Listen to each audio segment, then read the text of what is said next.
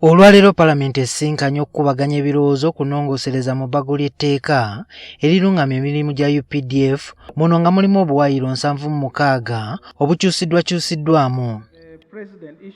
Ebbago lino lyaleetebwa mu Palamenti minisita w'ebyokwerinda Jacob Oboth wiiki ewedde nga bagamba nti batuukiriza ekyasalibwawo kkooti ensukkulumu bwe yali eyimiriza n'okukuba ebituli mu kkooti y'amagye ku ky'okuvunaana abantu baabulijjo. Olwaleero Palamenti ng'ejjudde okusinga ababaka okuva mu kibiina ki NRM era nga kye kiri mu buyinza bwa gavumenti ewulidde okusoma kw'ebbago lino omulundi ogwokubiri. Concern over the appointment process.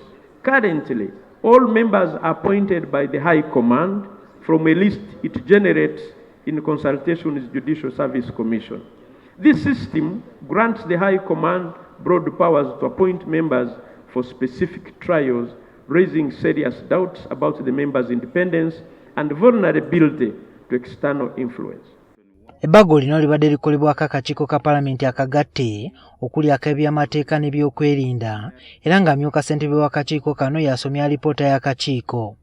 Alipoota eno ewagidde obuwaayiro obw'enjawulo obulina okuvunaanira abantu baabulijjo mu kkooti z'amagye. We therefore recommend that Schedule 7B should be amended to include a requirement for marking military stores with the logos and insignia of the UPDF, thereby distinguishing them from civilian items.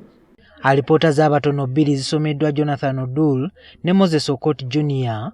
nga bano babadde bawakanya obuwaayiro obw'enjawulo obuwa ebbago lino obuyinza okuvunaana abantu baabulijjo mu kkooti z'amagye. It would therefore be wrong for Parliament to cause a conflict by conferring on a court-martial jurisdiction to try such an offence. For instance, since terrorism can only be tried by High Court, which is an ordinary or civil court, it would be contradictory to try it in the military court. Are they therefore justified to complain on the incompetence, the weakness in the judicial system?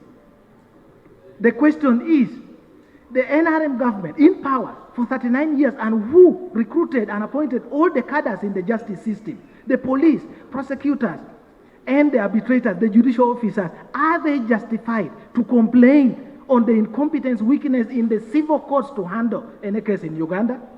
Alipoota zino zigamba nti emisango abantu baabulijjo egirina okubatwala mu kkooti z'amagye okuli obutemu, okuwamba n'endowooza ey'okutemula omuntu, okulya mu nsi olukwe n'ebirala tegirambuluddwa bulungi. All trials of both civilians and military personnel who commit non-service stroke military offences must be before civilian courts. In other words, the current civilian courts, Magistrates Court, High Court, Court of Appeal and Supreme Court are all competent by all standards required under Article 28 and 44 of the Constitution of the Republic of Uganda to try any offence in the law books of Uganda. He presents the point of exceptional circumstances in the offences like that of murder. The Penal Code Act is very clear.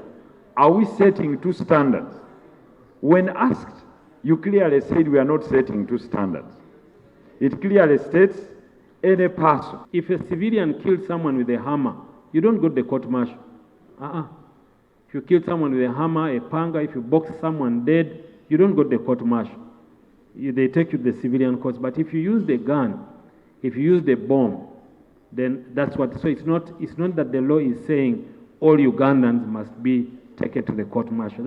Ababaka ba NRM bawadde endowooza zaabwe lwaki bawagira eky'abantu baabulijjo okuvunaanibwa mu kkooti z'amagye. About Karamoja, I am a victim.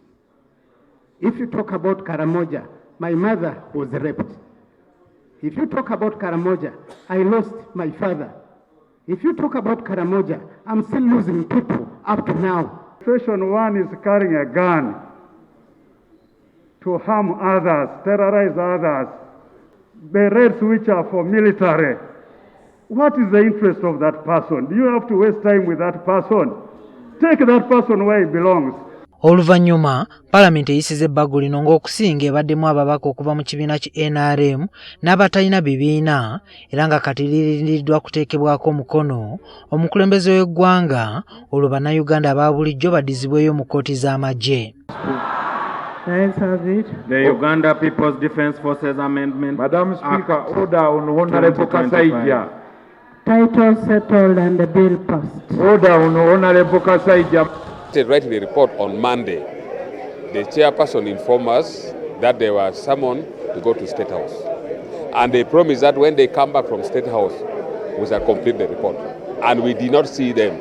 Until today, we are seeing them in the house. Justice never delayed in Gabamukirabe, which had them civilian courts. Yomuntu attibwa ne bamala obudde bungi nga banoonyereza ne bamala obudde bungi nga constructing a crime scene kale nga kitwala time. Naye with the court martial at least engeri gye tugidebate nzeemu n'engeri gye tuyisizaamu etteeka ebadde well detailed and well defined. Jomakiriya NTV Akawungeezi is try